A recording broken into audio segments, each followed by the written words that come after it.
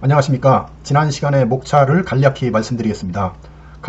첫 강의에서는 1번까지 말씀을 드렸습니다. 즉 강의의 목적과 집합조직의 뜻에 대해서 간단히 말씀드렸고, 두 번째 강의에서는 이와 같이 2번과 3번을 말씀드렸습니다. 즉 증착층에서의 텍스처 발달을 우선 성장 모델이 무엇인가 하는 것을 간략히 말씀드렸고, 우선 성장 모델을 FCC 금속의 증착층에 적용해 보았습니다. 세 번째 강의에서는 4, 5번을 강의했습니다. 즉 BCC 금속과 HCP 금속 그리고 산화물의 증착층에서의 우선 성장 모델을 말씀드렸습니다. 오늘은 마지막 강의로 4강의 내용을 말씀드리겠습니다. 4강에서는 이와 같이 6번 TIN 증착층에서의 우선 성장 모델을 적용해 보겠습니다. 그리고 7번째로 증착층의 표면 구조에 대해서 말씀드리고, 마지막으로 참고 문헌을 소개해 놓았습니다.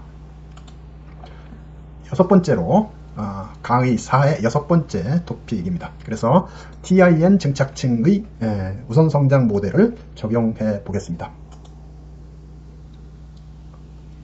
JHJ는 아주 흥미로운 연구 결과를 다음과 같이 얻었습니다. 멜팅 포인트가 굉장히 높은 3203K인 TIN을 373K에서 실리콘 웨이퍼상에 RF 마그네트론 스파터링으로 증착을 하였습니다. 그래서 다음과 같은 아주 흥미로운 실험 결과를 얻었습니다. 첫 번째로 증착층의 두께가 두꺼워짐에 따라 집합조직이 바뀐다 하는 것을 실험으로 얻었습니다. 즉 23나노메타의 두께에서는 랜덤 집합조직을 얻다가 100나노메타에서는 그 후 100나노메타에서는 100 집합조직을 얻었습니다. 100나노메타 이상의 두께에서는 111 집합조직을 얻었습니다. 그리고 두 번째로 이와 같이 100 집합조직에서 두께와 두꺼워짐에 따라 111 집합조직으로 바뀌는 이 두께, 이것을 턴오버 thickness라고 합니다. 그 턴오버 thickness가 즉 100에서 111로 바뀌는 이 턴오버 thickness, 즉 전복 두께가 RF 스파터링 파워가 증가함에 따라 이것이 감소하더라 하는 그런 결과를 얻었습니다. 이 결과를 해석하기 위해서는 TIN의 최소 표면 에너지가 중요합니다. 그래서 이 최소 표면 에너지는 펠레그 등이 1991년도에 연구 결과를 발표하였는데 100이 가장 표면 에너지가 작고 110이 크고 111이 가장 커지는 이러한 실험 연구 결과를 얻었습니다. 그러나 다른 연구자들은, 어떤 연구자들은 111이 가장 표면 에너지가 작다고 하는 연구자들도 있습니다. 그러나 여기에서는 이 펠레그 등이 연구한 연구 결과를 참고하겠습니다. 그리고 일반적으로 잘 알려진 사실로 원자들이 증착층에 증착될 때 응축열이 발생하는데, 응축열 때문에 템퍼러처 오브 디포짓층의 온도가 올라간다 하는 것을 미리 기억해 두시면 좋겠습니다. 그래서 이것을 설명하는 설명 내용을 두 가지로 이렇게 말씀드리겠습니다. 첫 번째로 연구자인 제 등이 또 이 연구 결과를 설명했습니다. 두 번째로 지금까지 말씀드렸던 우선 성장 모델에 의해서 이 현상을 설명해 보겠습니다. 첫 번째로 이 현상, 즉 앞에서 일어났던 1번과 2번의 현상을 알기 위해서는 표면 에너지를 알아야 합니다. 그 중에서도 최소 표면 에너지를 아는 게 중요합니다. 그래서 최소 표면 에너지는 펠레그 등이 주장했던 바와 같이 100이 가장 작고 110, 111로 커진다는 것을 말했습니다. 그 다음에 스트레인 에너지 중에 가장 작은 면은 111면이다. 그래서 111이 가장 작은 스트레인 에너지 면입니다. 그리고 111이 가장 작으니까 100은 보다 더 크겠죠. 이런 결과를 펠렌이 발표하였습니다. 그리고 이 값들을 디엔리, 즉 이동영 교수님도 계산으로 확인했습니다. 그래서 이것을 바탕으로 제 등은 다음과 같이 설명을 하였습니다. 즉 텍스처를 만드는 증착층에서 생길 수 있는 에너지가 앞서 설명했던 바와 같이 세 가지 에너지로 분류했습니다. 그래서 서페이스 에너지, 스트레인 에너지, 인터페이스 에너지. 이 중에 집합 조직과 관련된 에너지는 제 등은 인터페이스 에너지는 제외하고 서페이스 에너지와 스트레인 에너지, 이것이 중요해서 이 두 가지를 합친 토탈 에너지, 이것이 텍스처 디벨롭먼트에 영향을 준다 라고 이렇게 이야기를 했습니다. 그래서 첫 번째 현상, 즉 집합 조직이 증착층의 두께가 두꺼워짐에 따라 바뀌는 현상, 이것은 두께가 두꺼워짐에 따라 스트레인 에너지의 축적으로 그런 현상들이 일어난다. 즉 턴오버 텍스처가 된다. 이런 주장을 해서 턴오버가 일어난다. 이런 해석을 했습니다. 이것을 보다 더 자세히 말씀을 드리게 되면 최소 표면 에너지는 여기서 말씀드렸듯이 100이고 최소 변형 에너지 면은 111변이었습니다.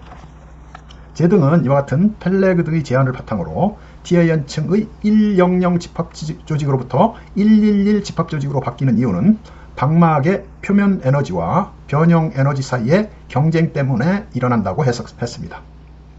즉 TIN의 방막의 집합 조직은 방막의 표면 에너지와 변형 에너지 합인, 여기서 말씀드렸던 총 변형 에너지에 의해서 결정된다고 했습니다. 표면 에너지가 지배적일 때, 이 표면 에너지가 지배적일 때는 최소 표면 에너지인 100 집합 조직으로 방막이 성장하고, 변형 에너지가 지배적일 때는 111 집합 조직으로 성장한다고 해석하였습니다. 두께가 두꺼워질수록, 즉 여기서 먼저 말씀드렸듯이 변형 에너지가 더 축적되고 100 집합 조직보다 최소 변형 에너지를 갖는 111 집합 조직으로 변한다고 제 등은 해석하였습니다. 두 번째로, 즉 RF 스파터링 파워를 이렇게 증가시키면 턴오버 thickness, 즉 100 집합 조직에서 111 집합 조직으로 바뀌는 그러한 현상은 왜 일어나느냐 하는 것을 제 등은 다음과 같이 설명하였습니다. 즉 RF 스파터링 파워를 높이게 되면 스파터드 파티클들이 카이네틱 에너지가 높아지게 될 것이고 따라서 그 결과로 스트레인 에너지 또한 높아질 것입니다. 그래서 턴오버 thickness가 작아진다, 이렇게 해석을 했습니다. 이것이 제 본인들이 이렇게 결과를 얻어진 1번과 2번을 설명하는 그런 말을 이런 해석으로 했습니다. 그러면 이 현상들을 프리퍼드 그로스 모델로 설명을 해 보겠습니다. 앞서 말씀드렸듯이 이 프리퍼드 그로스 모델은 아톰 콘센트레이션이 굉장히 중요합니다. 이 아톰 콘센트레이션은 뭘로 바꿀 수 있냐? 템퍼러처, 즉 온도와 이바포레이션 레이트가 바뀌게 되면 아톰 콘센트레이션이 바뀌게 되고, 이 아톰 콘센트레이션이 낮을 때는 로우 서페이스 에너지를 갖는 집합 조직이 성장을 하고, 아톰 콘센트레이션이 높을 때는 하이 서페이스 에너지를 갖는 면, 즉 집합 조직이 성장을 한다. 이렇게, 그래서 텍스처 디벨롭먼트가 일어난다. 이런 주장을 하는 것이 이 프리퍼드 그로스 모델입니다. 그러면 여기서 증착층에서 일어나는 에너지에 있어서 앞에서는 이 스트레인 에너지와 서페이스 에너지 텀이었었는데, 여기서는 이 스트레인 에너지와 인터페이스 에너지를 여기서는 무시하게 됩니다. 그 이유는 증착층에서 증착층 표면이 원자들과 이렇게 서로 상호작용에 의해서 성장을 하게 됩니다. 그래서 표면 에너지가 가장 중요한 그러한 역할을 하겠다 하는 바탕으로 이러한 이론을 전개하였습니다. 그래서 첫 번째 제등이 얻었던 첫 번째 현상을 설명하면 다음과 같습니다. 여기에서 증착층의 두께가 두꺼워짐에 따라 기판의 온도가 올라가겠죠. 원자들이 이렇게 가서 때리게 되므로 온도가 올라가게 되고, 또한 그 온도가 올라감에 따라 원자의 농도가 올라가서 증착 초기에는 무질서 방위였다가 이것이 100 집합조직으로 발달을 하게 됩니다. 그 후 증착의 두께가 더 두꺼워질수록 응축열 등으로 인해서 기판층의 온도가 더욱 높아지고 원자의 농도가 높아지게 되어 또 표면 에너지가 더 큰 111 집합조직으로 변하게 될 것입니다. 그것이 이 설명입니다. 즉, as the film grows, 필름이 더 이렇게 성장함에 따라 템퍼러처, 즉 디포지트의 템퍼러처가 증가하게 되는데, 그 이유는 응축열 때문에 증가하게 됩니다. 그러면 온도가 증가하게 되면 또한 아톰 콘센트레이션이 증가하게 되고, 그 결과로 100 텍스처가 발달하게 되고, 이어서 더 증착을 하게 되면 111 집합조직으로 이렇게 바뀐다 하는 것이 프리퍼드 그로스 모델의 첫 번째 연구 결과의 해석입니다. 두 번째 연구 결과를 해석해 보면 다음과 같습니다. 즉, 두 번째 연구 결과가 뭐였냐?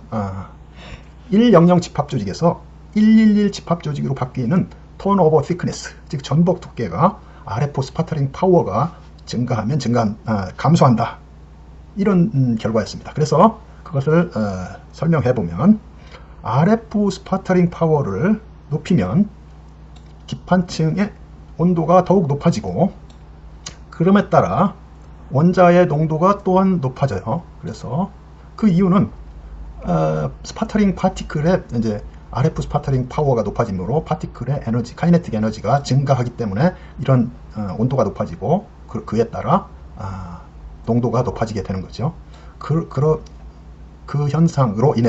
이 현상으로 인해서 턴오버 시크니스가 감소하게 되는 그런 현상으로 설명할 수가 있습니다.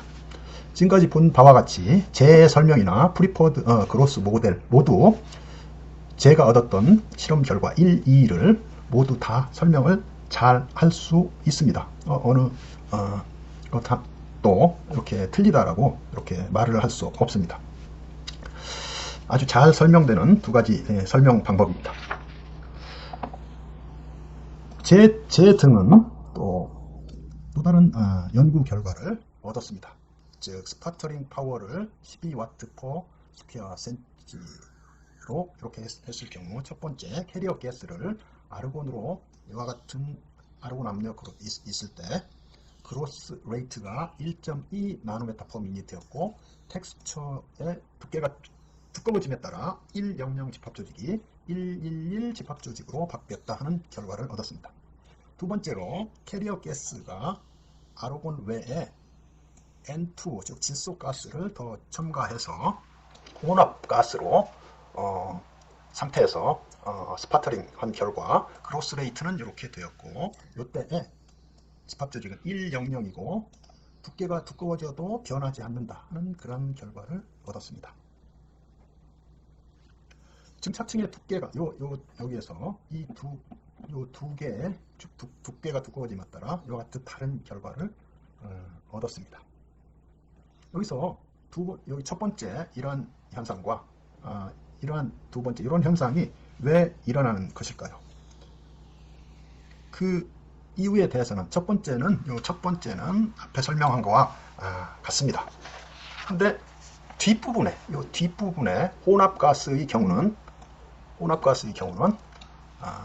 설명할 필요가 있습니다. 여기서 앞에 아르곤 가스만 있을 때보다 N2 가스를 혼합했을 때 기판으로 가는 원자의 이동을 N2 가스가 방해를 했겠죠. 그래서 성장 속도가 크로스 레이트가 1.2에서 0.6으로 이렇게 감소한 것을 알 수 있습니다. 그래서 이와 같이 100이 그 집합조직이 두께가 두꺼워져도 그대로 남는 것을 우선 성장 모델로 설명을 하면 방막의 성장 속도를 감소시키게 되면 증착층 인근의 증기 농도가 감소될 것입니다. 이때 우선 성장 모델, 프리퍼드 그로스 모델에 의하면 표면 에너지가 낮았던 100 집합 조직이 성장하고, 그리고 0.6 나노메타 퍼 미니트의 낮은 성장 속도로 인해서 다른 집합 조직으로 변하는 두께까지 이르지 못하였거나 더 높은 농도 조건이 되지 않아 집합 조직이 변화가 일어나지 않았다, 이렇게 해석할 수가 있습니다. 그러므로 우선 성장 모델에 의하면 0.6 나노메타 퍼 세컨드 성장 속도에서 100 집합 조직이 그대로 유지되는 현상을 또한 잘 설명할 수가 있습니다.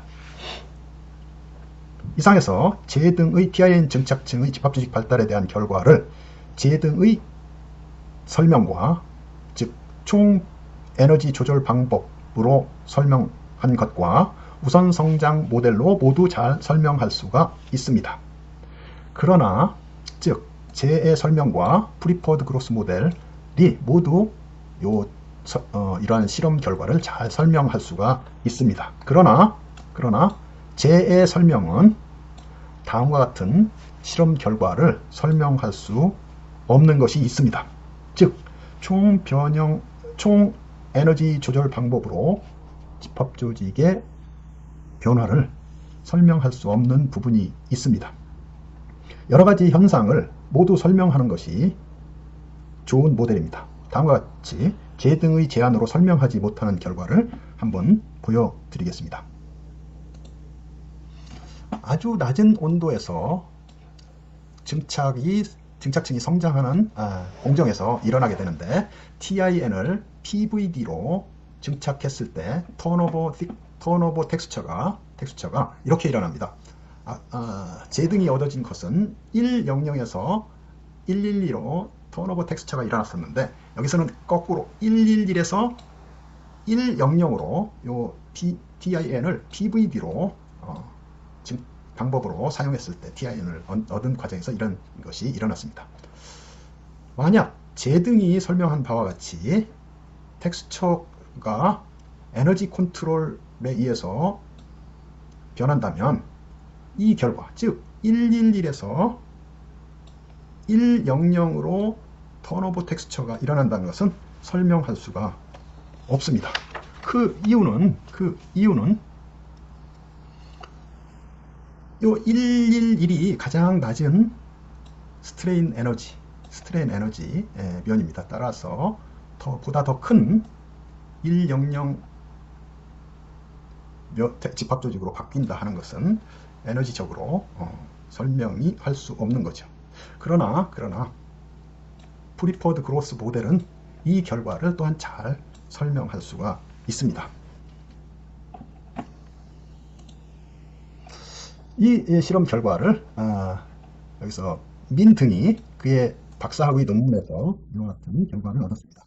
TIN을 PVD 방법으로 얻었습니다. 즉 서브스트레이트는 이와 같은 재료 위에 했으며, 이때 화학 물질들은 이와 같고 증착 온도는 973K였습니다. 그로스 레이트를 보시게 되면 가스 플로우 레이트를 바꾸어서 0.2에서 30 마이크로 퍼 아워로 이렇게 증착을 했습니다. 그럼 텍스처가 초기에는 100이었다가 110 또는 111로 바뀌었습니다. 그런데 온도가 내려가면 이 110 또는 111 집합 조직이 100 집합 조직으로 반대로 일어나는 그러한 현상들을 실험 결과로 얻었습니다. 즉, 요 디포지션 템퍼레처는 요 973K보다 이제 더 낮아졌을 때 일어난 겁니다. 이 현상들은 재의 토탈 에너지로 설명한 방법으로는 설명할 수가 없습니다. 왜냐하면 111면이 미니멈 스트레인 에너지 플레인이고 100면의 스트레인 에너지가 111면의 스트레인 에너지보다 크기 때문입니다. 그러나 이러한 현상 또한 프리퍼드 그로스 모델은 설명할 수가 있습니다. 이것은 이 CVD 과정에서 일어나는 스탠다드 깁스 프리 에너지에 대한 데이터입니다. 여기에서 CVD로 일어나는 화학 반응은 1번과 요 반응이든가 2번과 같이 일어나게 됩니다. 요 두 반응을 자나프 테이블에서 보게 되면 1번의 온도에 따른 에너지 값이 1번의 경우 이와 같은 기울기를 가지고 음의 기울기를 갖습니다. 2번 반응의 경우 이와 같은 음의 기울기를 갖습니다. 이 음의 기울기는 흡열 반응을 나타냅니다. 따라서 이 리액션은 흡열 반응입니다. 흡열 반응. 그래서 증착하는 중에 만약 응축열이 요 흡열 반응에 소모되는 열보다 낮게 된다면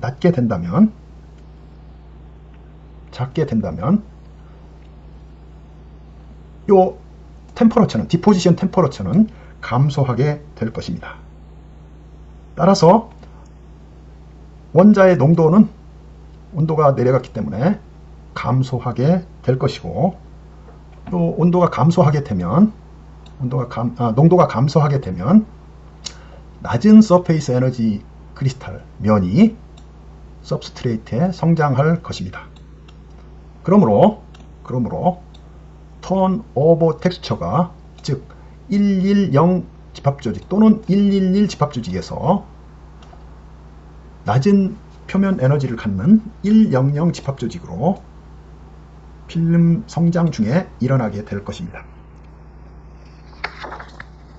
이상과 같이 원자 농도의 변화에 의한 표면 에너지의 그에 맞는 표면 에너지로 집합조직이 변한다 하는 그러한 이론인 우선 성장 모델은 전반적인 TIN 증착층의 집합조직 변화를 모두 잘 설명할 수가 있습니다. 앞으로 독자들께서 증착층의 총 에너지에 의한 제의 해석과 우선 성장 모델로 해석하는 방법을 비교하여 보시고 본인의 실험과 해석에 응용하여 보시기 바랍니다. 이 그림은 영등이 TIN을 PVD로 했고요. 그 다음에 그때 리액션 가스는 이러한 상태였습니다. 그래서 그라파이트를 सब스트레이트해서 온도에 따른 텍스처 코에피션트, 즉 텍스처 코에피션트를 온도에 따라 이렇게 측정을 했는데, 낮은 온도에서 100, 조금 더 높은 온도에서 110, 아주 높은 온도에서 111 집합조직으로 변한다 하는 것을 실험으로 얻었습니다. 즉 이 순서는 아까 펠레그 등의 표면 에너지 값의 변화 결과와 그 순서가 일치합니다. 따라서 펠레그 등이 제안했던 표면 에너지 결과가 틀리지 않는다 하는 것을 알 수 있는 실험 결과입니다. 다음은 증착층의 표면 구조에 대해서 말씀을 드리겠습니다. 이 표면 구조는 앞서 말씀드렸던 민의 PhD 시리즈에서 앞으로 계속 발표해서 내용을 정리했습니다. 여기에서 그는 100 집합조직의 서페이스 토포그래피스가 이와 같이 되는 것을 알 수 있고요. 110일 때 이렇게 돼 있고 111일 때 이렇게 됨을 SEM 사진으로부터 보여주고 있습니다. 이것을 이 결정 구조들과 비교해도 아주 잘 일치함을 알 수가 있습니다. 다음은 같은 사람의 연구 결과로 TIN의 단면 조직 사진입니다. 100, 110, 111일 때 단면 조직 사진을 보여드리고 있습니다. 다음은 같은 연구 결과로서 TIN의 단면 조직입니다. 0아워일 때 111 집합조직의 단면 조직 사진이고, 8아워일 때 200 집합조직의 단면 사진입니다. 여기서도 역시 111에서 시간이 증가함에 따라 이렇게 200으로 바뀌는 것을 보여드렸는데, 이것은 즉 전에도 말씀드렸듯이 우선 성장 모델로 아주 잘 설명할 수 있는 그러한 실험 결과입니다. 이것은 시간의 변화에 따라서 표면 토포그래피스를 보여드리고 있는데 0hour일 때 앞에와 연결해서 보시게 되면 111 8시간일 때 100 집합조직의 표면 사진입니다. 이건 역시 미네 그의 박사학위 논문에서 발췌한 것입니다. 이건 역시 표면 조직 사진으로 5분일 때 100, 그 다음에 60분일 때 110 표면 사진입니다. 요거 역시 TIN의 표면 사진으로 5분일 때 100, 30분일 때 111 표면 사진을 보여드리고 있습니다. 이상과 같이 모든 결정 구조를 갖는 증착층의 집합조직에서 다음과 같은 결론을 얻었습니다. 즉 FCC 금속, BCC 금속, HCP 금속, 그리고 산화물, 그리고 TIN 증착에서 집합조직이 발달을 우선 성장 모델로 아주 잘 설명할 수가 있었습니다. 이것은 보다 더 연구를 하고 싶은 사람을 위해서 참고 문헌을 정리해 보았습니다. 증착층의 우선 성장 모델에 대한 강의는 여기서 마칩니다. 앞으로 각종 재료의 증착층 집합조직에서 우선 성장 모델을 이용하여 원하는 집합조직을 얻거나 여러분들이 실험으로 얻은 집합조직의 변화를 어널리시스, 즉 분석하거나 얻고자 하는 집합조직을 컨트롤, 즉 조절하는데 이용할 수 있으시기를 바랍니다. 강의를 끝까지 경청해 주셔서 감사합니다.